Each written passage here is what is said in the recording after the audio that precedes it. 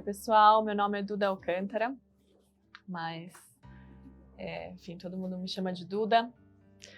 Bom, primeiro, então, eu tinha mais ou menos 15 para 16 anos, e eu acompanhava muito minha mãe em projetos sociais, e um desses projetos, a gente estava numa casa espírita, tinha, enfim, auxiliado de algumas maneiras, e a moça da casa perguntou quem poderia auxiliar uma família que teria que se mudar. E a data bateu, a gente se voluntariou na hora e fomos, então, pegar essa família. A gente pegou o marido com as 2 filhas. E o que eles estavam indo fazer, na verdade, era buscar um albergue, porque eles seriam despejados. Então, a gente foi bater no primeiro albergue estava cheio, a gente bateu no segundo albergue, e a gente conhecia um albergue por dentro. E aí a moça já tinha fechado as malas, então a gente voltou, pegou ela, a família e deixou no albergue. Isso, pra mim, fez... acho que não é pecado dizer que fez muito mal, mas na verdade foi mexer muito na minha cabeça, de entender por que essa família não teria uma casa e estava indo para um albergue para ela não dormir na rua, e eu tinha tanta possibilidade, tanta oportunidade. Por que essa desigualdade tão grande? E por que, enfim, por que essa família estava passando por isso, né? Isso mexeu mais ainda comigo, na verdade, porque o meu pai trabalha com corporação e construção. O que ele faz da vida é construir casa para as pessoas. Então, eu via, por um lado, tantas casas serem construídas e, do outro lado, tantas pessoas que não tinham acesso a essas casas. Fui fazer arquitetura e urbanismo. Esse foi o lugar que eu encontrei, que eu falei, poxa, acho que faz sentido. Eu consigo, daí, construir realmente casas e fazer esse link acontecer. Logo no primeiro ano de faculdade, eu fui trabalhar na empresa do meu pai. Depois de 1 ano e meio, mais ou menos, eu estava lá com meus 19, 20 anos. Para mim, nada disso fazia sentido. Estava tudo errado. A forma como o mercado funcionava, a forma como a casa estava sendo feita. Se a gente não conseguia atingir as pessoas que precisavam, então por que a gente estava fazendo aquilo? Não fazia sentido. Só o lucro e o mercado. Bom, isso me levou para brigas homéricas com meu pai, então eu saí e fui para outra empresa, porque eu achei que o grande problema, na verdade, era a empresa. E claro que não. Eu fui trabalhar com uma empresa que trabalhava diretamente com Minha Casa Minha Vida, então aí sim, na verdade, eu ia conseguir ver as pessoas que precisavam de casa tendo acesso e curando um pouco assim a ferida, né, assim, a memória que eu fiquei de ter visto isso, e também durante vários outros projetos da minha mãe, ido para comunidades onde assim, uma pobreza e uma desigualdade imensa, muito grande, né, assim, onde casa é um lugar que, na verdade, é feito de papelão, e se chover dentro, se chover, vai chover dentro e vai desmontar, enfim, essa é a realidade de 20 milhões de pessoas hoje no Brasil. Bom, mas então eu fui trabalhar com Minha Casa Minha Vida, saí ainda mais frustrada e mais decepcionada e falei, então não é nada disso. Eu estava na faculdade, então isso foram estágios. Eu fiz um curso de 5 anos em 7 anos, porque eu não queria me formar de jeito nenhum. Porque o que eu ia encontrar depois que me formasse era uma coisa que eu já entendi que não era isso que eu queria. Então, bom, me voltei para a faculdade, fiz todos os projetos que tinha para fazer lá. Entrei em todas as ONGs que eu consegui. Participei do Teto, do Sonho para a Criança, Engajamundo, assim, tudo que tinha de projeto social, tudo que me chamava pontual, precisava de alguma coisa, eu estava lá, porque era uma forma que eu tinha de um pouco desaguar, assim, e botar para fora essa vontade que eu tinha de ajudar. Um desses projetos foi a Arte de Viver. Foi uma ONG que trouxe mais próxima da espiritualidade, assim, de uma meditação super profunda e de retiros do silêncio. Mas esse período todo da minha vida também veio com muita briga com os meus pais, assim. Foi muito difícil fazer o meu pai entender que daí eu estaria largando tudo e que eu não queria saber dessa empresa e que eu não queria nem saber do mercado, mas eu estava indo para um lugar que eu também não sabia onde é que era. Mas mergulhando nesses negócios sociais e por conta da Arte de Viver, eu fui morar numa casa colaborativa que variava de 8 a 10 pessoas, que chama Casa da Gente. E lá eu conheci, né, eu reencontrei uma grande amiga que também é arquiteta e estava começando a fazer um projeto de negócios sociais. Então, não sei, para quem não conhece, assim, negócios sociais é uma forma de você realmente impactar. Assim. O primeiro objetivo do negócio social é resolver uma das questões, um dos grandes problemas do mundo, seja ele qual for. Na década de 70, Mohamed Yunus acho que começou um pouco com isso, criando o Grameen Bank, que é o banco do microcrédito, porque as pessoas não conseguiam acessar valores muito pequenos. Então, ele criando isso, ele ganhou posteriormente o Nobel da Paz, e na verdade esse foi um projeto que foi inspirador e motivou diversos outros negócios sociais. Mas aí com essa minha amiga, então, a gente começou a pensar, putz, como é que seria então fazer uma incorporadora que realmente conseguisse resolver problemas sociais? Então a gente entrou num flow maravilhoso, assim, de produzir, de pensar, e aí acho que esse foi meu segundo despertar, porque foi o momento que eu falei assim, nossa, ufa, eu acho que eu posso até sair da faculdade agora e até me formar. Foi de fato quando eu me formei, porque eu falei, existe outra saída, existe outro negócio então, que é onde eu vou poder botar toda a minha força e minha energia para produzir alguma coisa maior, e ao mesmo tempo eu posso me manter disso. Então, enfim, é super importante a gente ter equilíbrio entre essas duas partes. E foi um período também onde eu fui para a Índia, por conta da arte de viver. E a Índia foi um pedaço à parte na minha vida, porque desde pequena, assim, desde os 12, 13 anos, eu sempre quis ir para a Índia. Mas, enfim, para os meus pais e para um país mais pobre que o Brasil, não fazia o menor sentido, então eu nunca fui. E, dado momento, eu tinha autonomia suficiente para ir, mas eu ficava me questionando se eu estava pronta o suficiente. Porque eu acho que a Índia traz uma coisa que é quase uma lenda, de que a gente tem que estar muito pronto. Mas o que é estar pronto, na verdade, né? Então eu tinha que estar vegetariana mais tempo do que eu estava, eu tinha que estar praticando yoga e ser uma super yogi para conseguir realmente absorver tudo que a Índia tinha para me trazer. Mas a arte de viver estava completando 35 anos, a turma estava indo, então ou vai ou fica. E aí eu fui. E a satisfação, assim, acho que a principal coisa que a Índia me trouxe foi uma satisfação de ter realizado uma coisa que eu gostaria muito. Então, é uma vontade de sentir que eu posso, assim, de sentir que eu posso realizar meus sonhos de alguma forma. E para a Índia também foi uma briga com meus pais, assim como Arte de Viver, Retiro do Silêncio. Eu sou a quinta filha, temporona, caçula. Meu pai tem 77 anos, minha mãe tem 65, assim, a gente tem no mínimo um gap aí de 40 anos, de 4 gerações. Então, esse sempre contra a corrente também, e eu finalmente ter conquistado a minha ida para a Índia fez toda a diferença. E aí na volta no avião eu pensei, bom, então eu quero começar a pensar quais outras coisas que eu queria fazer. E aí eu voltei e abri uma incorporadora social, que é a Urbo. O nome quer dizer cidade em Esperanto, então seria Cidade para Todos. E ela entrou num processo de ser gericada, que é o que precisa para eu conseguir financiamento do governo para construir habitação de interesse social.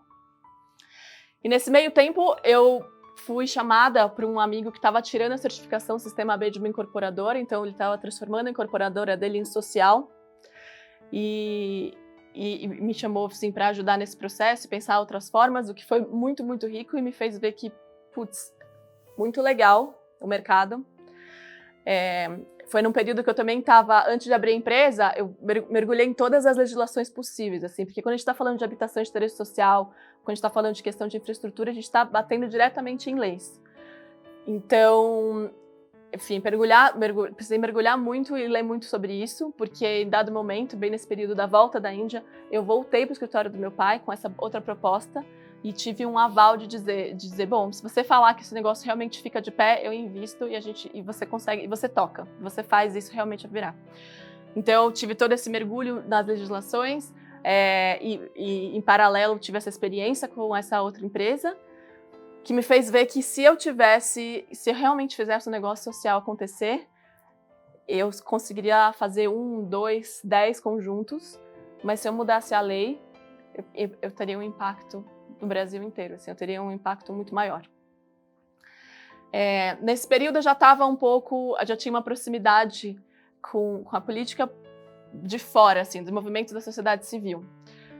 A Virada Política, que é um evento que acontece todo ano, desde 2014 eu participo como organizadora, voluntária, para como é que a gente olha os outros movimentos, assim, como é que a gente, todos os outros micronegócios que estão surgindo para nos ajudarem a escolher melhor nossos representantes, para nos ajudarem a acompanhar mais de perto, para nos ajudarem a nos engajarmos mais. Então, a virada trouxe enfim, essa visão de que tem um outro lugar na política. Foi um lugar onde eu conheci pessoas que eu fiz amizade com candidatos e descobri que grandes amigos se tornariam candidatos depois. É um espaço suprapartidário, assim, a virada tenta trazer uma história. De fato, hoje no Brasil a gente precisa muito trazer o diálogo e o respeito entre o diferente. E no oásis, no deserto, é um lugar que tem a água, todo mundo precisa disso. Então, os povos se respeitam, eles não entram em guerra para não sujar a água. Então, a virada política seria um oásis, porque se você enfim, extrapolar aqui ou entrar em guerra, que lugar mais a gente vai ter para conversar sobre política? Então, foi desse lugar e um pouco... enfim, porque a virada política para mim foi uma formação, na verdade. Então, foi desse lugar um pouco... E depois eu ter entrado numa um outro curso para entender mais a gestão pública, que eu fui no começo desse ano para o Fórum da ONU. Eu fui para o Fórum da ONU, a UN Habitat, que é a parte que trabalha com desenvolvimento urbano, faz um fórum a cada 2 anos. E esse ano eu fui para, ainda com o cartãozinho assim da Urbo, para fazer contatos, entender o que estava acontecendo no mundo, quais eram outros negócios de impacto que estavam conseguindo resolver um pouco do déficit habitacional, a questão de saneamento, enfim, toda a questão que engloba a habitação. Quando eu vi, na verdade, eu estava olhando e meu coração estava indo, e eu estava muito mais em sessões que falavam sobre a gestão pública, em sessões que falavam como é que as leis estão sendo feitas e como é que a gente está se conectando com isso, como é que a gente está fazendo para ouvir a sociedade civil e como é que a gente está fazendo políticas públicas realmente transformarem cada um dos países. Então eu voltei e aí eu sentei com uma das minhas amigas que são candidatas esse ano e falei para ela, olha, e se for política? E se for sendo candidata? Que eu consigo realmente resolver essa agonia, essa questão que eu trago. E aí ela me acolheu muito e ficou feliz e falou que bom que você teve esse despertar. Eu acho que é um momento quando a gente percebe que nosso lugar pode ser lá mesmo, que, enfim, a gente não tem nenhuma cultura e propositalmente não fomos criados para imaginarmos que qualquer ser humano pode realmente ocupar esse lugar. Eu voltei para meus pais para falar um pouco sobre isso. Não fui acolhida, foi bem difícil. Com a minha mãe um pouco melhorou. Com a minha mãe, com o passar do 2 meses, ela começou a lembrar de momentos na minha vida onde eu já tinha feito política, então seja presidindo o diretório acadêmico, ou seja dentro da faculdade, numa aula de design, tendo que criar um logo de um partido político. Que isso vale a pena puxar o gancho. Nessa época que eu estava envolvida muito em projetos sociais, eu encontrei com uma amiga da época de escola que estava fazendo ciências sociais na USP, então ela estava com super ideias, filosofando bastante, e eu falei de todo o projeto que eu estava fazendo, que eu estava me envolvendo, todas as ONGs, e ela falou, então, mas você sabe que ONG é uma falha de governo. Isso ficou assim, não, da onde você está tirando isso? Eu falei, então, deixa eu te explicar. Na verdade, ONG surge de lugares onde o governo não consegue acessar por diversos motivos e maneiras. Então, a sociedade civil se organiza e transforma isso numa organização para conseguir suprir esses problemas. E aí isso me fez, então, criar esse logo, assim, eu tinha que inventar um logo, e eu inventei um partido político que chamaria POGB, porque eram organizações governamentais brasileiras, era questionando por que as pessoas que a gente acredita, as pessoas que a gente sabe que estão engajadas em querendo fazer, fazem parte de ONGs, de organizações não governamentais, assim. Isso começou a me incomodar muito. Por que não governamentais? Por que começou? Da onde veio, historicamente, essa distância entre as pessoas que realmente querem construir o país e as pessoas que estão construindo? Então, isso tudo, essas pequenas coisas, assim, eu também no curso de arquitetura, a matéria que eu mais me engajei era a gente tinha que criar uma cidade urbanisticamente, e aí eu criei toda a filosofia e o estatuto da cidade. Isso serviu um pouco para minha mãe me acolher mais. Meu pai, depois de muitas conversas, ele falou: filha, se você for mal, eu vou ficar muito triste. Mas se você for bem, eu vou ficar mais triste ainda. Porque olha o lugar para onde você quer ir. E eu tinha certeza que em algum momento eu ia chorar. Não, ele falou isso de lugar de muito amor, assim. Hoje eu vejo muito que a preocupação dele é muito real. É muito real. Vem de muito amor. Hoje eu tenho uma relação muito melhor, eu entendo o papel do mercado, assim, eu honro, assim, eu agradeço por existir e isso de dar emprego e fechar a conta e ter essa preocupação financeira, seja lá como for. Eu agradeço todo o impacto e todos os projetos, tudo que ONG traz, assim, de te fazer trabalhar na base, realmente estar em contato com as pessoas e estar nessa proximidade, isso não existe em outro lugar. Mas eu decidi, assim, dentro de mim que o lugar onde eu realmente conseguiria botar, botar o que eu sonho botar para fora e dar para o mundo, seria na política. E hoje, essas eleições, eu estou candidata.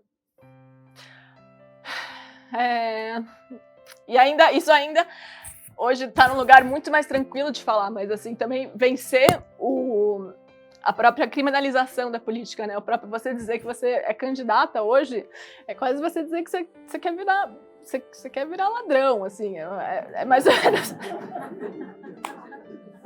É mais ou menos essa relação, assim, é muito difícil, foi um processo, mas quando eu voltei do fórum e falei com essa amiga e falei, é isso, e aí eu senti de novo um pouco do que eu tinha sentido quando eu conquistei.